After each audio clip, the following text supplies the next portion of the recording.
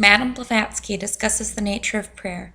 The following excerpt is from the Key to Theosophy by H.P. Blavatsky. Is it necessary to pray? Enquirer, do you believe in prayer, and do you ever pray? Theosophist, we do not. We act instead of talking. You do not offer prayers even to the absolute principle? Why should we? Being well-occupied people, we can hardly afford to lose time in addressing verbal prayers to a pure abstraction. The unknowable is capable of relations only in its parts to each other, but is non-existent as regards to any finite relations. The visible universe depends for its existence and phenomena on its mutually acting forms and their laws, not on prayer or prayers. Do you not believe at all in the efficacy of prayer? Not in prayer taught in so many words and repeated externally, if by prayer you mean the outward petition to an unknown God as the addressee, which was inaugurated by the Jews and popularized by the Pharisees. Is there any other kind of prayer? Most decidedly, we call it will prayer, and it is rather an internal command than a petition. To whom then do you pray when you do so? To our Father in heaven, in its esoteric meaning. Is that different from the one given to it in theology? Entirely so. An occultist or a theosophist addresses his prayer to his Father which is in secret. Read and try to understand. Chapter verse 6, Matthew. Not to an extra-cosmic and therefore finite God, and that Father is in man himself. Then you make of man a god? Please say God and not a God. In our sense, the inner man is not the only God, is the only God we can have cognizance of. And how can this be otherwise? Grant our postulate that God is a universally diffused, infinite principle, and how can man alone escape from being soaked through, by, and in the deity? We call our Father in heaven that deific essence of which we are cognizant within us, in our heart and spiritual consciousness, and which has nothing to do with the anthropomorphic conception we may form of it in our physical brain or its fancy. Know ye not that ye are the temple of God, and that the Spirit of the absolute God dwelleth in you? Yet let no man anthropomorphize that essence in us.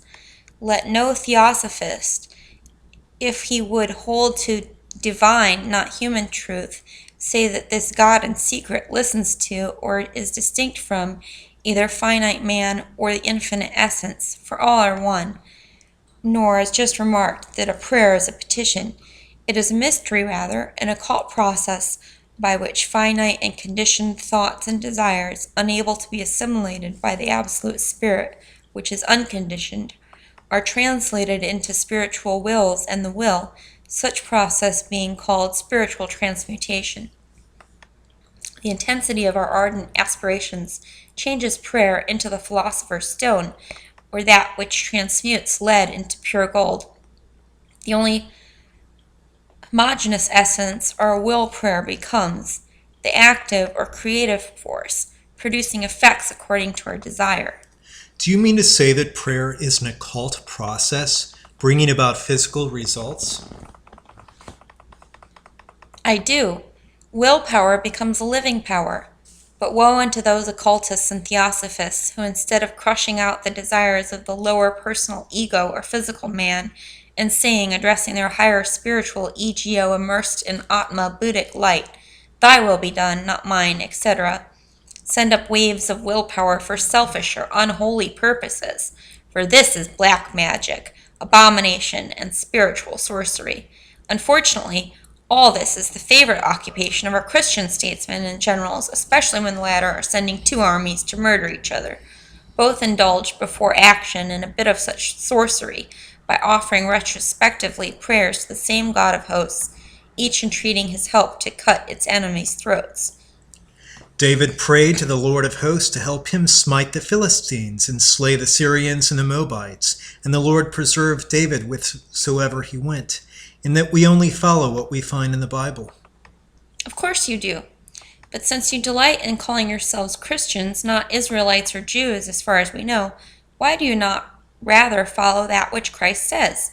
And he distinctly commands you not to follow them of old times with the Mosaic law, but bids you do as he tells you, and warns those who would kill by the sword that they too will perish by the sword.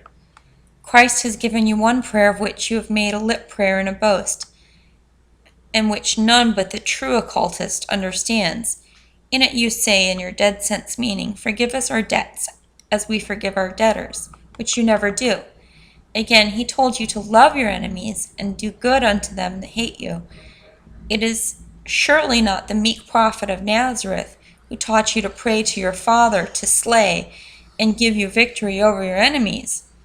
This is why we reject what you call prayers.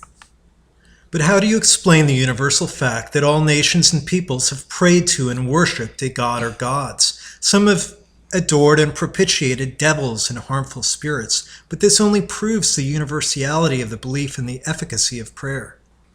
It is explained by that other fact that prayer has several other meanings besides that given it by the Christians. It means not only a pleading or petition, but meant, in days of old, far more an invocation and incantation. The mantra, or the rhythmically chanted prayer of the Hindus, has precisely such a meaning, as the Brahmins hold themselves higher than the common devas or gods. A prayer may be an appeal to an incantation for malediction and a curse, as in the case of two armies praying simultaneously for mutual destruction, as much for as a blessing. And as the great majority of people are intensely selfish and pray only for themselves, asking to be given their daily bread instead of working for it and begging God not to lead them into temptation, but deliver them, the memorialists only, from evil, the result is that prayer, as now understood, is doubly pernicious. It kills in man self-reliance, and it develops in him a still more ferocious selfishness and egotism than he is already endowed with by nature. I repeat that we believe in communion and simultaneous action in unison with our Father in secret, and in rare moments of ecstatic bliss, in the mingling of our higher soul with the universal essence, attracted as it is toward its origin and center, a state called during life samadhi and after death nirvana. We refuse to pray to created finite beings, in other words, gods, saints, angels, etc., because we regard it as idolatry. We cannot pray to the absolute for reasons explained before. Therefore, we try to replace fruitless and useless prayer by meritorious and good-producing actions. Christians would call it pride and blasphemy. Are they wrong? Entirely so. It is they, on the contrary, who show satanic pride in their belief that the absolute or the infinite, even if there was such a thing as the possibility of any relation between the unconditioned and the conditioned, will stoop to listen to every foolish or egotistical prayer. And it is they again who virtually blaspheme in teaching that an omniscient and omnipotent God needs uttered prayers to know what he has to do. This, understood esoterically, is corroborated by both Buddha and Jesus. The one says, seek not from the helpless gods, pray not, but rather act, for darkness will not brighten. Ask not from silence, for it can neither speak nor hear. And the other, Jesus, recommends, whatsoever ye shall ask in my name, that of Christos, I will do. Of course, this quotation, if taken in its literal sense, goes against our argument, but if we accept it esoterically with the full knowledge of the meaning of the term Christos, which us represents Atma Buddhi Manas, the self, it comes to this: the only God we must recognize and pray to, or rather act in unison with, is that Spirit of God of which our body is the temple, and in which it dwelleth.